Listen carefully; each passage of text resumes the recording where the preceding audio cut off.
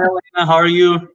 I'm great. I'm very happy that I finally was able to join. It's great to see you here. You too. Thanks for joining. Oh, my pleasure.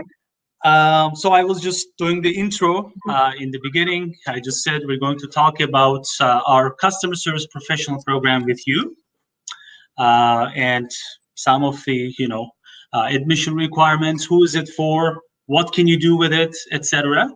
Elena will answer my questions today. And if you have questions, by all means, you can simply uh, type your questions on the chat box, or you can just go to the Ask a Question tab.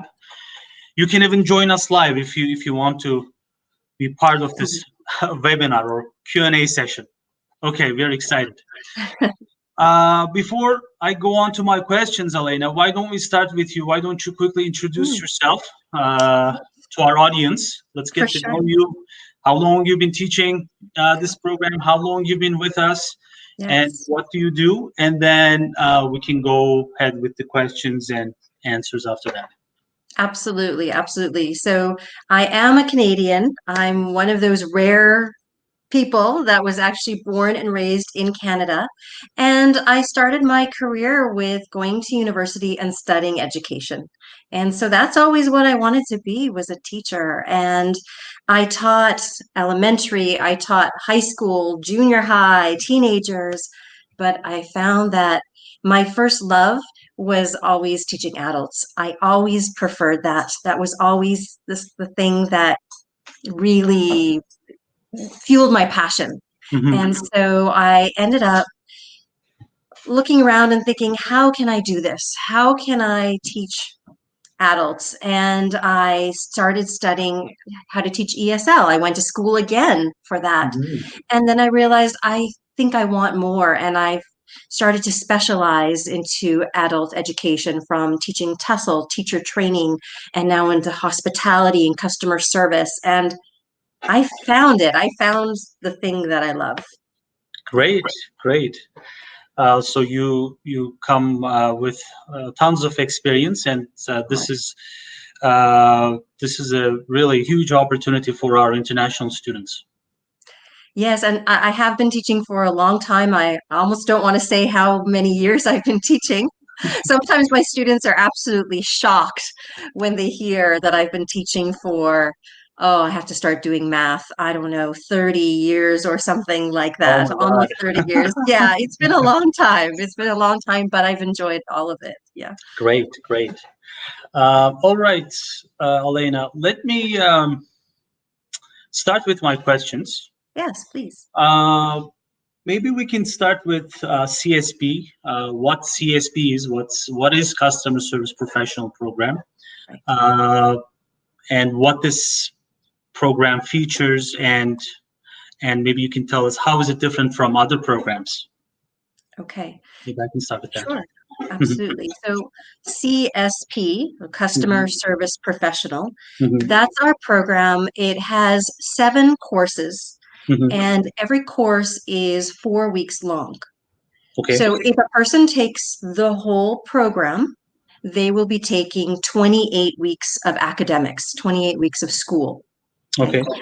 And in doing that, you'll graduate with a diploma. So, a very valued piece of paper, a very valuable document. And so, every 4 weeks, we're going to study something new. So, one course might focus on food and beverage Mhm, and how to work in a restaurant and mhm, how the language that we use for that. And another course could focus on communications, and we learn about presentation skills, all of the culture that surrounds working in a Canadian business environment, a workplace. And so this, when you finish your 28 weeks, you can graduate and have your diploma. mhm, That's CSP. mhm. Or the alternate is that you have the ACSP program, the Advanced Customer Service Program. And that is also the 28 weeks of school, but then you have 28 weeks of work placement, and you get to work in a co-op and actually work in a Canadian environment and learn it and apply everything that you learned in class to that. Mhm. Yeah. And then you'd also graduate with a diploma. So we do have the option of just the 28-week program, CSP, Mhm. Mhm. or the 56-week program, ACSP. Or if you only want to take one course or two courses, you can do individual 4-week courses. Yeah, that's fine too. And then you get a certificate with that. Yeah, that was actually my next question, Oh, I jumped. or my follow-up question, Hmm. because sometimes students are on a tight schedule, right? They come here to improve their English here Right. with us at SSLC first, Mhm. and then if they want to stay longer, they choose to go on to our co-op programs at VICCC. But sometimes, we have specialized programs like IELTS, PMM, BE, power speaking, and all that, but they want something more professional and more advanced. In those cases, we do offer our students our customer service professional program or our global business expertise program. They can do 1, 2, or 3 modules. Right. Yes, because sometimes the students feel, I want to do something a little bit more challenging. I want to change it a little bit, try something new, Mhm. meet different people. And so dropping in for 4 weeks or 8 weeks is a really nice way to wrap up your schooling, yeah, before you go back home. Yeah. And when they do 4 or more weeks, do they get a certificate? So for every 4-week course they do, if they do each course as an individual course, Hmm. then they'd get a certificate. So for example, Hmm. if they decided, okay, I want to take food and beverage, I want Okay. to take this 4-week course, then Hmm. at the end they would get a certificate. Okay. And then they decide, oh, I want to stay a little longer. I want to take communications. I want to take this course. Mhm. Okay, sure. Then at the end, you get another certificate for that. So each individual course gives you a certificate. Yeah. Um, but of course, if they take it 4 or 8 weeks, like if they don't complete the whole program, obviously they cannot work. Yeah, so that could be the situation for if they have the type of study permit that is just for studying, mainly it was they had focused on ESL, they can't work. Some people do come in with working holiday visas. Mhm. Some people from Japan or from Korea or Taiwan, they sometimes have those types of visa that allows them to work and to go to school. So it does depend on your visa type. But if you're trying just to go to school and you don't have any special work-related visa or Mhm. work-related permit, yeah, then you can just take school. But Okay. you'll have fun doing it. Yes. Then I assume to be able to do the co-op portion, students need to complete all 7 modules. That's correct. Yes, And exactly. then my next question is, do they have to maintain certain uh, GPA? Right, right. Yeah, that's a good point. So we Mhm. do ask that by the time the students finish their academics, by the time they Mhm. finish their 28 weeks, they Mhm. do need to have a 70% Okay. overall or Mhm. higher. So Okay. if there's a course that maybe was a little difficult for them, they didn't do so well, hopefully Mhm. another course they did well and it could bring up their grade to reach that 70. Yes. All right. We already have a question actually here, but Ooh, it says, "Hi, exciting. is there an online one-on-one speaking program for improving confidence and fluency? If so, how much does it cost?" And that's from Shaika. Shaika, what you can do is Jem will share our website or our email addresses. You can email us, and then one of our marketers or student advisors will get back to you as soon as possible. And today, we dedicated this webinar just for our customer service professional program. And unfortunately, it's not running online. It's face to face, so which is good for our students. But for your online options, please get in touch with us, and then here you go. You can email VIC or SSLC, and then we'll get in touch with you.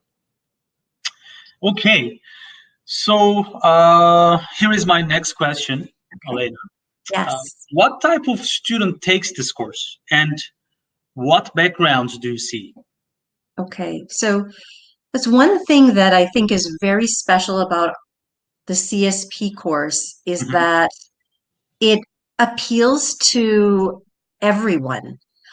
I've had 18-year-olds, mhm, 19-year-olds, 20-year-olds take the course, mhm, and I've had people in their 40s mhm, take the course. I've mhm, had people who back in their home country, they're in university, maybe they finish second year, they drop in, they take the course, they mhm, do their co-op, they go back home. mhm, And then I've had people that had careers back in their home countries. They were dentists, they were bookkeepers, and then they're coming here and they want to start over. They want to try something new, something different. So, in terms of where you are in your life, whether you're in university or you already started your career back at home, CSP works because customer service is in every job. A exactly. doctor needs customer service Mhm, skills. A mhm, barista needs customer service skills. mhm, Every job has customer service. So it really does appeal to everyone. exactly. Mhm.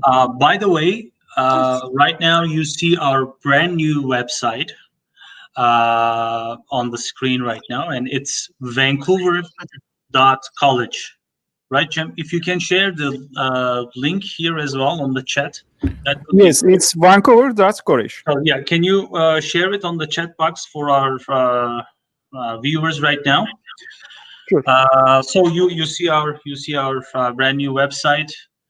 You can just go in here and uh, we'll go through this later on in the webinar today, but we're just showing you so that you can see how it looks like. Okay. Um, so who should take this program, Elena?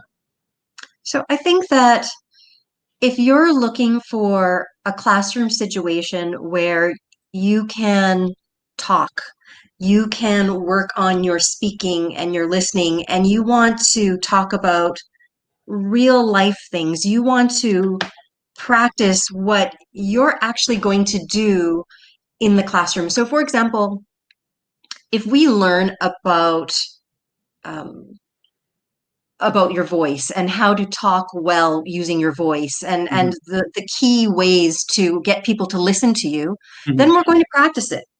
And if you then want to take the next step where you want to practice it in real life, then you would take ACSP and do the co-op. And so mhm, it's a very real life situation in the class. So I think it's not just sitting and pretending and talking. We do things with other classes sometimes, well, maybe post COVID, and we really get involved. In the past, we've actually put on parties for the school. We mhm, we go places. We have guest speakers come in. It's a real hands-on type of class. mhm. Great. Um, and what English skills will students develop the most in this program? Or, okay, sometimes students are confused about this because as a marketer and student advisor, I get this question all the time from prospective students. Uh, for some reason, my voice is echoing. I don't know why it's happening, but Sound perfect to me. okay, okay. So they ask like when we say study and work, they think of the first part as to learning English, which is not the case. Okay, Mhm, uh, mhm. although they improve their English with you, Yes. maybe their speaking skills, and will you just you'll maybe explain now, but it's not that they're coming into ESL. They're coming Right. in a professional program Exactly. where they develop different skills, not just speaking, not just English, as you just said, customer service, food and beverage and Mhm. communication skills and all that. Students are sometimes confused about this. So they actually go into a professional program, like a Right. diploma program. Right. Right. So, but do they I'm sure they improve their English along the Mhm. way, Yes. but what English skills specifically? Okay, so those are really good questions, and I think they're very real, legitimate questions that a student might be wondering. So let's imagine it's something like this course. This is our hotel Okay. industry course, Mhm. and for something like this, and in every course that we have, as you say, we're learning the professional sides of things. So when we learn about the hotel industry, we're learning about the history of the hotels industry in the world. Mhm. We're learning about the hotel industry specific to Canada. Mhm. We're learning how the systems work.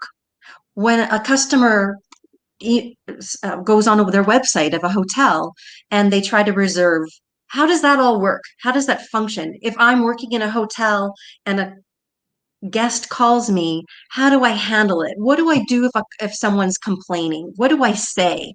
Mhm. What do I need to say to the people I work with in another department? How do I talk with them? So speaking is a big part of it, whether we're learning about how to speak specifically to a customer when they have a complaint, Mhm. or how to make them feel satisfied with their service, or whether we're talking to a coworker or to our boss, Mhm. we're going to be developing our speaking in those situations for sure. So things like the check-in process or the checkout process, all Mhm. of that specific language, and then things happen spontaneously. Mhm. Right? We never know what a guest is going to say or what they'll complain about. So Right. we learn how to react to spontaneous situations. It's not just a memorized, "Hi, how are you? I'm fine. And you?" Right. I'm sure you teach them how to approach clients or Yes. customers in Yes. different situations, right? Absolutely. We learn everything from when someone is 10 steps away, that's when you should smile. When someone is 5 steps closer to you, then you should start saying, "Hello, how can I help you?" So we learn all of those very specific things that are appropriate in Canadian customer or in English customer service because it applies to Canada, Australia, UK, US. It's really all the same. Or like in any of the English-speaking countries or wherever the English is Absolutely. spoken. Absolutely. Malaysia, India, Singapore, Philippines. And Absolutely. and this is really great because uh, they learn this in class with you. They improve their communication skills, and they have the chance to apply these skills at their workplace in a Canadian Mhm. work environment Yes. when they get to either get to do their co-ops, which means paid internship, or when they can work part-time during their studies with you. Exactly. Exactly. And it's really interesting to hear the students who are on their co-op, they'll email me or come back and visit and say, "Elena, everything you taught us, that's what I'm using at work." Right. Or a student said to me the other day, we had just finished learning food and beverage, and they said, "I went to a restaurant and I could see and identify every action they were doing." And they really can see how it's real life professionalism, real life learning that they're getting in class. It's nice. Okay. So we talked about these things. I just want to touch base on the admission requirements of this program. So, Mm. what do students need to get admitted into CSP or ACSP program? Well, I think actually that's maybe where you have the expertise, Ilias. Sure. Okay, I'll answer my own question. Please. Okay. All right. So it's actually very easy and very simple. Um, you need, if you don't have any English proficiency scores like IELTS or TOEFL, so in IELTS terms, it would be 4.5. You can always write our free online exam. And then if you pass that, um, we will set up an interview either with you or with our academic manager, Catherine. And it's like 10 to 15 minutes interview. And if you pass all those steps, then we can admit you into this program, and then we can issue your letter of acceptance and your co-op letter and your invoice and whatever else is needed, so that you can apply for a study permit if you have to apply for it in your home country. So, and actually, yeah, it's right here. Jem is showing this to us right now. Jem, can you go into CSP or ACSP admission requirements? Yeah, it's right here on the left-hand side. So, as I said, it's IELTS 4.5 or TOEFL IBT 53 or TOEIC 550 or any other recognized international English proficiency test score. But you don't necessarily have to submit any IELTS or TOEFL scores. You can basically just do our online test, online exam, and then do an interview, and we'll take the average. And if we think that you're a good fit, you'll be admitted into this program. Which is actually another point. It's only like this program requires you to speak an intermediate, like you have to be an intermediate level of English speaker. So IELTS 4.5, it's not really hard to achieve, right? So you don't have to have like IELTS 6 or 6.5s. Right. If you have an intermediate level English, you'll be good to go, and you'll be able to study and work with ACSP program or CSP program. Absolutely. And you'll notice if you do take the full 7 courses, you will notice a jump in your English ability. You'll notice that your listening skills have gone up and your speaking skills have gone way up. There will be an obvious difference to you and to your classmates.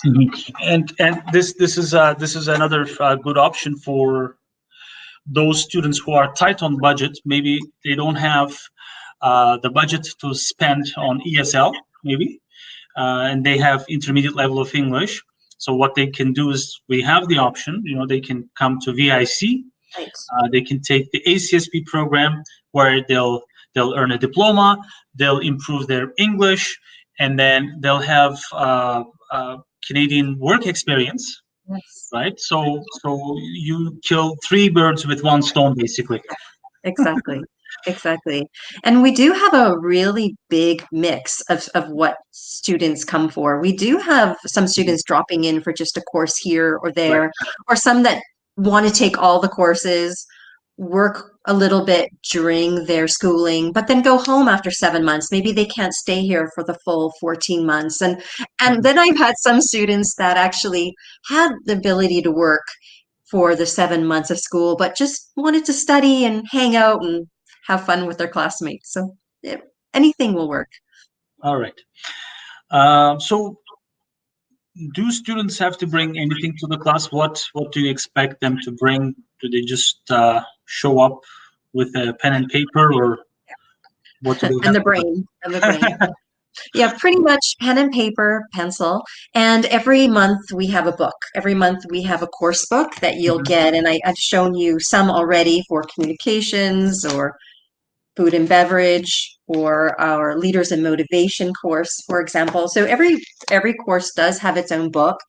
Ideally, if you have some kind of device like a tablet or a laptop, that's always a bonus to bring. Some students seem to really prefer that lately, taking notes. They find it is a little easier than by hand.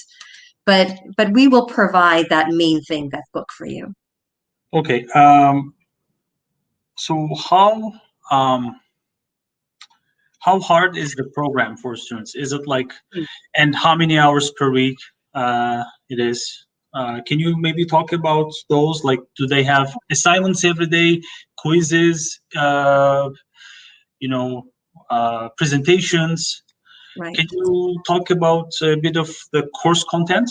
Yeah, absolutely. So it's every day from 9 o'clock to 1 o'clock, Monday to Friday. And it was designed like that because a lot of students go to work in the afternoon or early evening. So sometimes class is over at 1 and somebody has to start working at 1:30 or 2 o'clock. So it's really nice. It gives you a lot of opportunity to work afternoons or evenings. So because most of the students do work, there isn't daily homework honestly. I try to get the course content within that 9 to 1 o'clock. But there is homework when we talk about the assignments, the graded assignments. So every month there is one project, and every month there is one presentation that students have to do. And definitely those need some at home. You do have to do a little bit of homework. I try to give a little bit of class time sometimes for support, but I give you a few weeks to work on everything. So it's not like you have one day to do something. You will have 2 weeks to spread out all of your work. So every course, as I said, has one project and one presentation, and every course, they're different requirements. For example, right now in our communications course, just going to grab that. Our project is we have to write a persuasion speech. We have to convince our audience that one thing is better than another. For example, Batman is better than Superman, or Instagram is better than Snapchat, whatever, something like that. We have to write it. We have to figure out what are the stress words, what are the primary and secondary stressed words. Then we have to record ourselves, film it, and try to look like a professional speaker, use the right gestures, the right facial expression in all of it. And that's a project. And the students have 2 weeks to work on it. And everything that they're doing in that project, we're learning how to do it in class. We're learning about stress work. We're learning what is primary and secondary stress. So everything is something we've learned in class, and now we try it in a project. The presentation is going to be a little bit different. And then in every course, we also have quizzes, 3 quizzes that test us on the material from the week before. So between the quizzes, the project, and the presentation, and then just the daily work, that's a pretty full schedule. Yeah. And do we have a module where we prepare students for their job interviews later on, for their co-ops? And we help them with their resumes and resume building and all that. Do we have a module, or do we deal with it separately? We do. We actually have my name's there. We do. This is a small, wonderful book. It's small, but it's very intense, very in-depth here. I love this book. By the time we finish this course, it's called Career Tools. By the time we finish it, the students will have an amazing resume. They'll have an amazing cover letter, which in Canada and in English-speaking countries, it's something we put in the front of our resumes. And we learn how to do great, how to do really well in an interview. So we do all of that practice. And I look at your resume so many times, and I help you to make just that perfect resume. And so by the time you walk out of there, you're ready. You're ready to send your resume to Samsung or Apple or wherever you want it to go. And I believe apart from you help them, you help our students in class, but we also have a dedicated person for our co-op placements. That's right. And she will be with us on on Thursday actually, when we present global business expertise. So we'll touch more on co-op placements and etc. But you have lots of experience with co-op placements and students as well. So we can also talk about. We can touch base on co-op as well. My next question was that if students can work part-time. So we already talked about it. They can work. So maybe I can explain that as a regulated Canadian immigration consultant. So when you come to our CSP program, Customer Service Professional Program, or our ACSP program, you can work up to 20 hours per week. Yes. In the first 7 months. So while you're studying with Elena, you can work up to 20 hours per week. So that's 80 hours per month, basically. And then when you're done with your studies and you're into your co-op, because when you apply to this program, you get a study permit and you get a co-op work permit. And that's when your work permit kicks in. when your co-op starts, you are eligible to work full-time in your second 7 months. That has some specific requirements, like co-op needs to be done within 6 months, and there's specific hours. I won't go too much into that detail. Maybe we can go through that with Anna on Wednesday. But technically speaking, you can work part-time in the first 7 months while you study, and during your co-op time, you can work full-time. And that's what, 56 weeks, 28 plus 28. So you have a work permit for 56 weeks. And lots of, I work with so many agencies, prospective students, they do the calculation right away. When I attend fairs and all that, this is how they promote the programs most of the time too. You actually earn the money that you pay VIC, right? So this is a great opportunity for all our students. And if you do the math, even if you earn a minimum wage, and currently the minimum wage in BC in Vancouver is what, $14.65 per hour? Correct. Yes. So if you work 20 hours, you multiply that 14.65 by 20, and then by 4, and you get your monthly income. Obviously, there are some taxes and stuff, but you can you can estimate it. And if you calculate your earnings when you work full time, you are well above what you pay to this program, which is a great advantage, I think. Okay, so we talked about, do we help students? And I get this question a lot, because students sometimes, when we say, or when they hear from other schools who are offering co-op programs, they're saying, guaranteed job placements, guaranteed co-ops. Although, as far as I know, this is not legal. We shouldn't be calling it as a guaranteed. That's right. We'll touch base on that co-op placement as well. But students expect us to find them jobs during their first 7 months, or maybe that's how they understand it. But this is not the case. Exactly. So the first 7 months, they have 20 hours per week, but it comes, that right to work in Canada legally, that comes with their study permits. Correct. So they're on their own. They are free to work anywhere they want, whether this is customer service professional or global business expertise. However, I'm sure we have, either through you or Anna, our co-placement person, we can help students at least find a job. We don't necessarily place them directly, but I'm sure we have some ways to help them, right? Yes, absolutely. So with ACSP, with Advanced Customer Service Professional, when I have my students in class and they say, I'm looking for a job, well, what happens is usually classmates say, check over here or try my store. And a lot of that happens. And sometimes they end up working at the same place.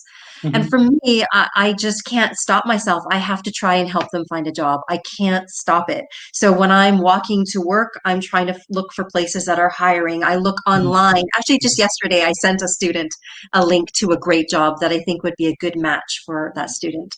So definitely there's always that support. And even when they're in class and they're looking for a part-time job, the co-op coordinator, Anna, she too will support them with that. It's just something we want to help them. We don't want anyone to struggle. We want everybody to be as successful as possible. But when you talk about the guarantee, you're right. Legally, we can't say there's a guarantee. But when a student is trying really hard, when a student wants a job and will do everything they can to get a job, they're successful. Right. And we're just right there guiding them along. It's those students that want to be successful, they are. Yeah, and even in these tough COVID days, all of our students are employed. All of my students are working, everybody. Which is great to know, and because it's good for them, because it's not just they earn money, but they get work experience in Canada, right? They That's improve their English, and it benefits them with everything else in their lives, not just about absolutely. earning money. That's right. And when they get that part-time job when they're in Mhm. their academics, it's a great place to start. You know, it's like we call it a stepping stone. You step up, you bump Mhm. up, Mhm. and you got to start somewhere. And if it's just working at McDonald's, well, your next job can go higher, you know. So, Exactly. and actually you can get a lot of experience. It's really nice to see them get the job they really want, the job that makes them happy and not just settling for something. Right. Mhm. And I'm sure we equip them with all the tools that they would need That's when right. they go out there to find their jobs. Absolutely. Yeah, they're ready. They're absolutely ready. And it's nice that when they're working part-time and they come back to school and they say, guess what happened to me yesterday? And they share a story about something crazy or weird, or they're telling us a story of how they handled some difficult situation. And then they all everybody's it's a really safe place to learn, to share, to grow. Yeah. Okay, I have two final questions here for Yeah. you, and then we can slowly wrap it up for today. Okay. Um so, what kind of co-op placements do students get Mm. usually? So when they're in customer service or advanced customer service professional, they could work in a variety of jobs. So I've had students working in hotels Mhm. as valet, door person, room attendant positions.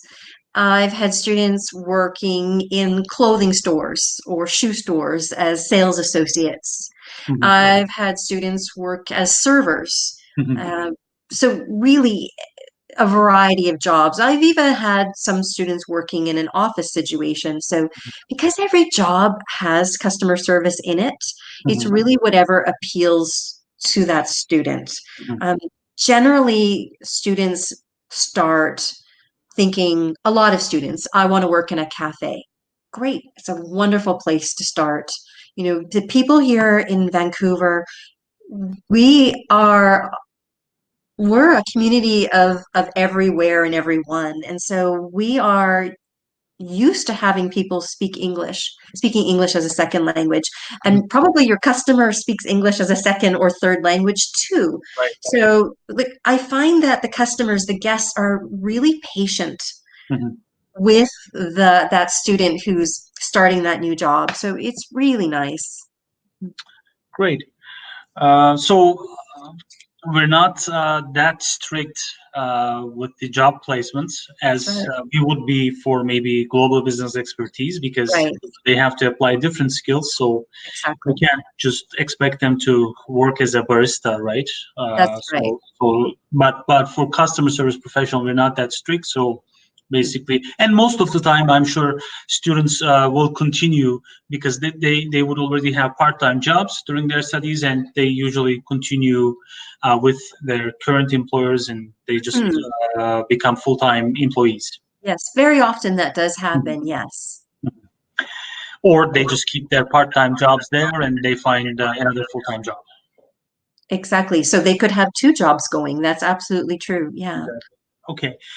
Um, my final question here, Okay. Elena, for you is, what career opportunities are expected after graduation?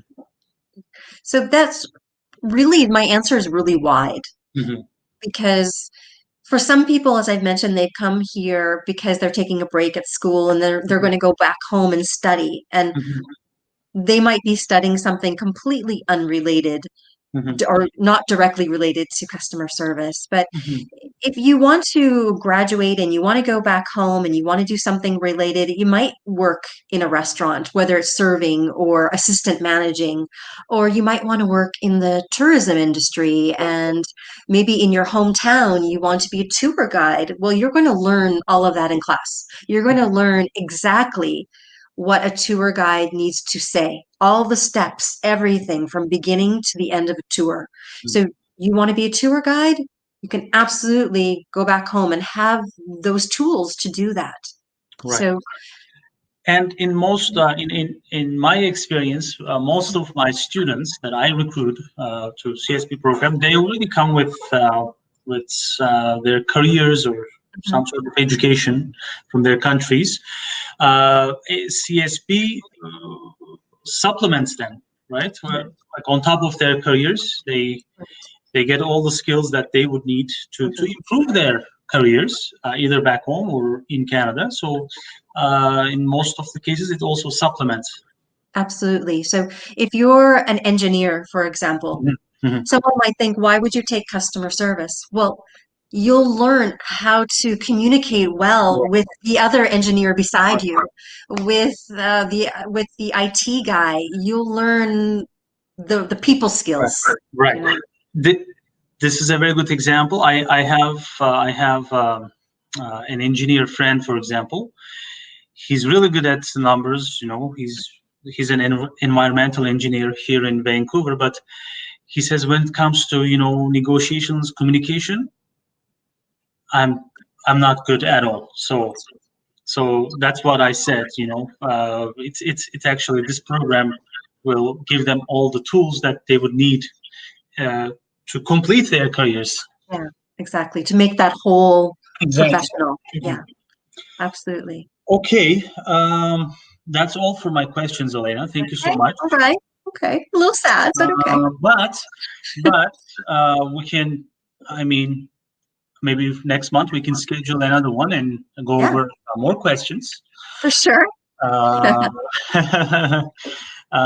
So thank you so much for today's Q&A session.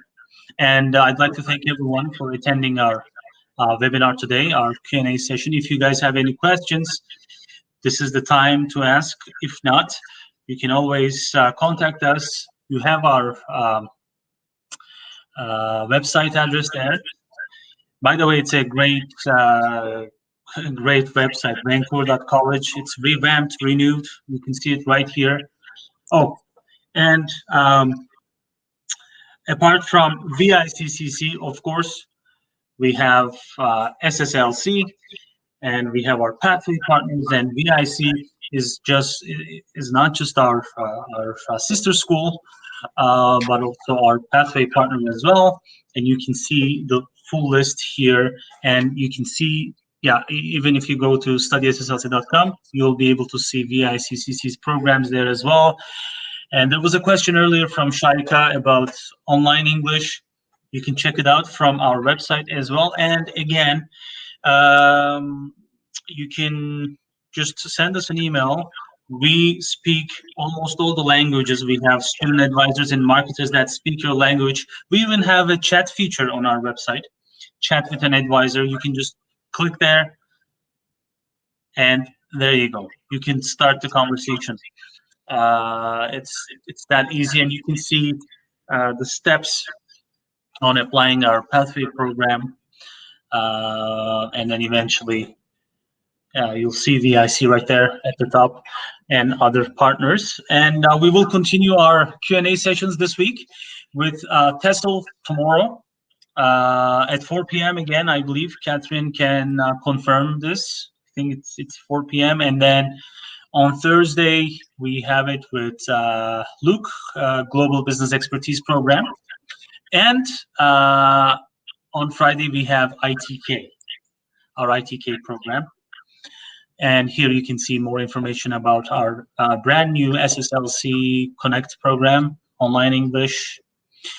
I mean, if you're not at the level to start VICCC programs, you can simply join us online from home, wherever you are in the world. You can improve your English, and then once you are at the right level, you can apply to CSP or GE, and then come here, study, and work with us in Vancouver. Okay, that's about it for today. Thank you so much, everyone. I'll see you tomorrow. And thank you, Elena. Take care. Bye. Okay, bye-bye. See you. See you.